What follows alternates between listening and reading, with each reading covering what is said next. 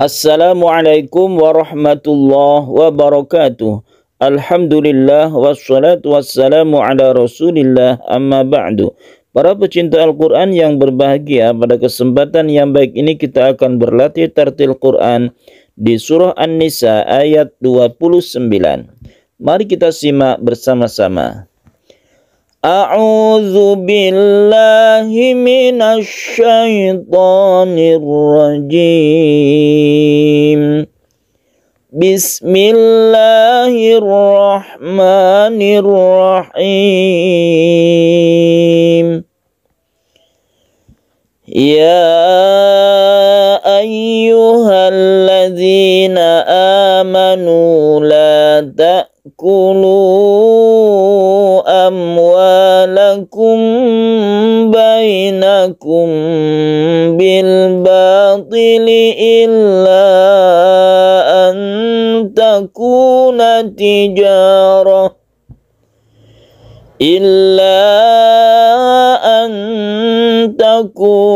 tijaratan an taradim minkum wala taqtulu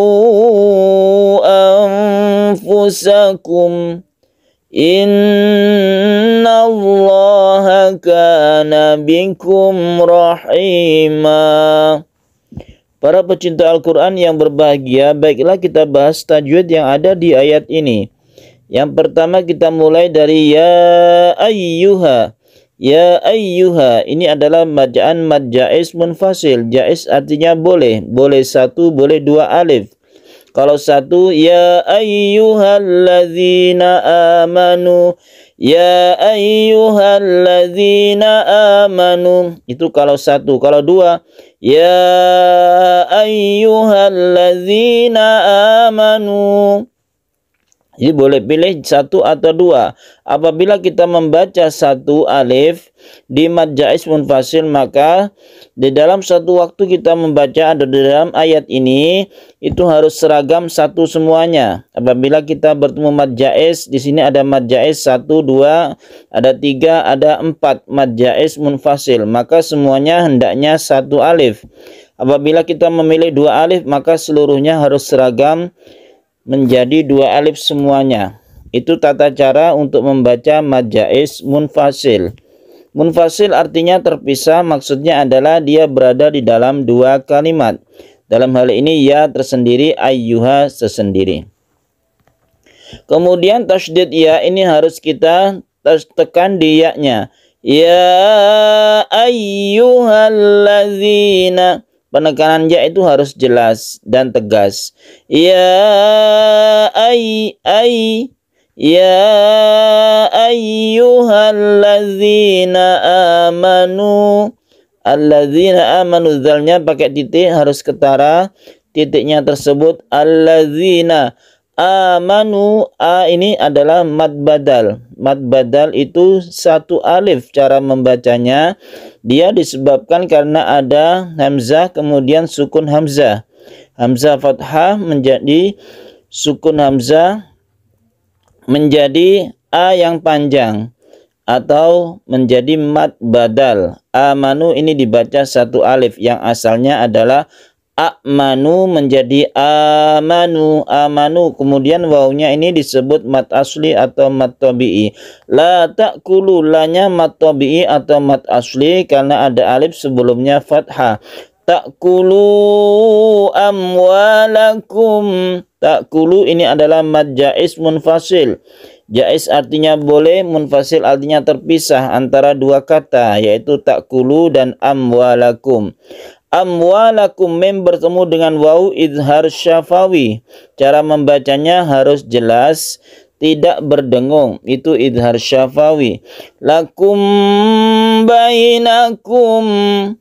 Amwalakum bainakum. Mem bertemu dengan ba kita sebut dengan ikhfa syafawi. Kenapa disebut ikhfa? Karena dia itu memang samar. Mem bertemu dengan ba ini tidak ketara samarnya karena makhraj dari keduanya itu bersama, yaitu makhrajnya ada di bibir. Cara membaca ikhfa syafawi yaitu ketika kita membaca mim mati, kita bersiap membaca ba. Amwalakum bainakum bil batili. Ini juga adalah ikhfa syafawi. Mim bertemu dengan ba. Cara membacanya yaitu kita dengungkan, kita panjangkan. Amwalakum bainakum bil batil. Jadi ini kita panjangkan ketika kita membaca mim bertemu dengan ba tersebut yang kita namakan ikhfa syafawi. Bil batili illa an takuna tijarah. Illa an, ini adalah mad jaiz munfasil karena ada mad tabi'i bertemu dengan hamzah di lain kata. Maka membacanya 1 atau 2 alif. Antakuna, nun bertemu dengan ta kita sebut dengan ikhfa hakiki karena nun tersebut disamarkan cara membacanya dan dipanjangkan. Ketika kita membaca nun mati kita bersiap membaca ta, itu artinya ikhfa. An takuna tijaratan an taradim minkum. Tijaratan an, ada tanwin bertemu dengan ain kita sebut dengan izhar halqi. Halqi artinya tenggorokan karena huruf-hurufnya itu terdapat di tenggorokan atau makhrajnya. Makhraj artinya tempat keluarnya itu di tenggorokan, makanya disebut izhar halqi. Tanwin bertemu dengan ain. Antara di nun mati bertemu dengan ta ikhfa hakiki, kemudian taradim minkum. Tanwin bertemu dengan mim kita sebut dengan idgham bi gunnah. Idgham artinya masuk ke huruf mim, artinya tanwin ini melebur menjadi tasydid mim dan didengungkan bi gunnah. Minkum ini adalah ikhfa hakiki juga, disamarkan ketika kita membaca nun mati. Kemudian kita berhenti di waqaf. Al-waqfu aula, artinya waqaf itu lebih utama. Antaradim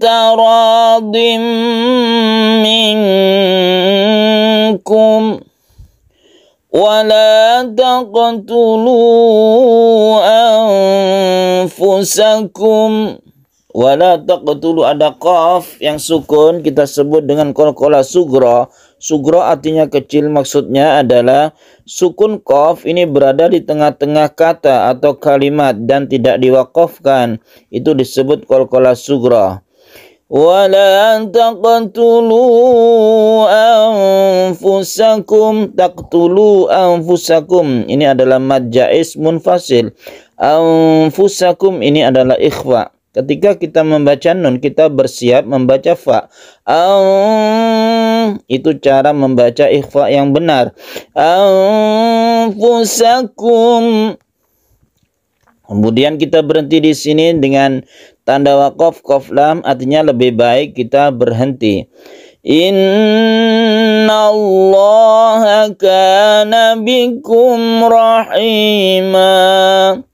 Inna gunna musyaddada. Gunna artinya berdengung, musyaddada artinya karena tasydid. Ini adalah tasydid asli, bukan bentukan dari idgham bi gunna atau bentukan dari idgham syamsiyah, tapi ini adalah tasydid nun yang asli. Maka kita sebut dengan gunna musyaddada. Kita dengungkan, kemudian bertemu dengan lafaz Allah. Yang lafaz Allah kita sebut dengan lafdzul jalalah. Lamnya ini kita baca tebal atau tafkhim atau disebut juga mufakham. Innallaha kana bikum rahima. Bikum rahima, mim mati bertemu dengan ra izhar syafawi. Rahima, manya di sini adalah mad iwad. Mad iwad artinya mad yang menggantikan tanwin fathah. Ini ada tanwin fathah karena ada waqaf atau karena diberhentikan, diwakafkan, maka tanwin tersebut diganti menjadi mad. Ini makanya disebut mad iwad. Iwad artinya ganti dan panjangnya 1 alif. Innallaha kana bikum rahima. Baiklah kita praktekkan, yang terpenting adalah kita praktekkan tentang mad jaiz itu, kita praktekkan satu alif dulu, maka seragam satu alif semuanya untuk mad jaiz munfasil. Ya ayyuhalladzina amanu la ta'kulu amwalakum bainakum bil batili illa an takuna tijarah tijaratan an taradim minkum wa la taqtulu anfusakum innallaha kana bikum rahima. Itu yang kita baca satu alif. Sekarang kita baca dua alif, maka seragam dua alif semuanya untuk mad jaiz munfasil.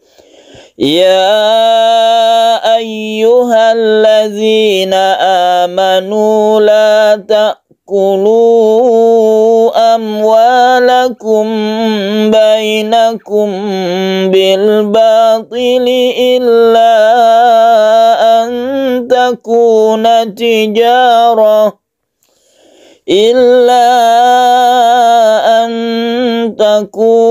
tijaratan an taradim minkum wa la taqtulu anfusakum innallaha kana bikum rahima. Sadaqallahul azim. Para pecinta Al-Quran yang berbahagia, demikian pembahasan tajwid untuk surat An-Nisa ayat 29. Semoga bermanfaat. Wassalamualaikum warahmatullahi wabarakatuh.